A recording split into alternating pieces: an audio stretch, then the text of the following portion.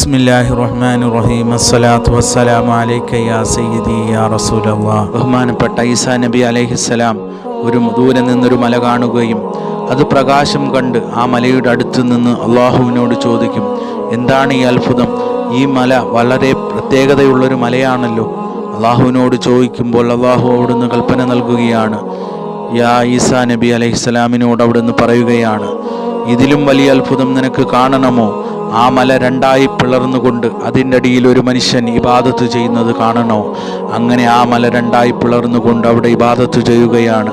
മൂസാ നബി അലൈഹിസ്സലാമിൻ്റെ കാലഘട്ടത്തിൽ ജനിച്ചൊരു മനുഷ്യൻ കൊല്ലങ്ങളായി അവിടെ ഈസാ നബി അലൈഹിസ്സലാം അവിടെ സംസാരിക്കുകയാണ്.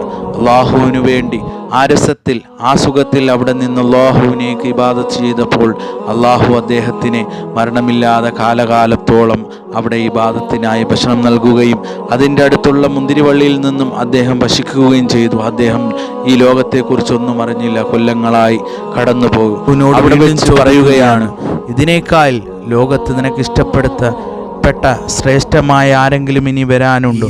അപ്പോൾ അവിടുന്ന് പറയുകയാണ്, ഉണ്ട് ഈസാ, നമ്മുടെ പ്രവാചകനായ അഷ്റഫുൽ വറാ സയ്യിദുൽ വജൂദ് താഹാ റസൂലുള്ളാഹി സല്ലല്ലാഹു അലൈഹി വസല്ലമയാണ് വരാനുള്ളത്. അപ്പോൾ അദ്ദേഹം ഈ ഉമ്മത്തിൽ പെടാൻ വേണ്ടി അദ്ദേഹം അവിടെ അള്ളാഹുവിലേക്ക് ഇബാദത്ത് ചെയ്തുകൊണ്ട് സല്ലല്ലാഹു അലൈഹി വസല്ലമയുടെ കാലഘട്ടം വരെ ജീവിച്ചിരുന്നു എന്ന് പറഞ്ഞു. അങ്ങനെയാണ് ഈസാ നബി അലൈഹിസ്സലാം അവിടെ വെച്ച് ദുആ ചെയ്യുകയാണ്, എനിക്കും ആ ഹബീബിൻ്റെ ഉമ്മത്തിൽ പെടണം. അങ്ങനെയാണ് ഈസാ നബി അലൈഹിസ്സലാം ഖിയാമത്ത് നാളാകുമ്പോൾ ഈ ഭൂമിയിലേക്ക് വരുന്നത് ഹബീബായ തങ്ങളുടെ ഉമ്മത്തിൽ പെടുവാൻ വേണ്ടിയാണ്. അങ്ങനെയാണ് അള്ളാഹു ആ ദുആയുടെ കാരണത്താൽ അവിടെ വരികയാണ്. സുബ്ഹാനല്ലാഹ്, നമ്മുടെ ഹബീബിന് എത്ര സ്ഥാനമാണ് പ്രിയരെ. നമുക്ക് വരാനുള്ളത് ലൈലത്തുൽ ഖദറാണ്. പണ്ട് പൂർവികർ ഒരുപാട് കാലം ഇബാദത്ത് ചെയ്ത് അവർക്ക് ആയുസ് കൂടുതൽ ഉണ്ടായിരുന്നു.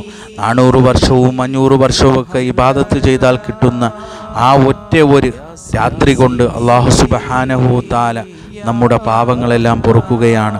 അള്ളാഹുവിന് ഏറ്റവും കൂടുതൽ ഇഷ്ടമുള്ള ആ ലൈലത്തുൽ ഖദറിൽ നമുക്ക് അള്ളാഹു അതിൻ്റെ പുണ്യം കരസ്ഥമാക്കാൻ അള്ളാഹു തൗഫീക്ക് നൽകി അനുഗ്രഹിക്കുമാറാകട്ടെ. റമളാന് മുന്നോടിയായി റജബ് മാസം, അള്ളാഹുവിൻ്റെ മാസം അവിടെ കടന്നു വരികയാണ്.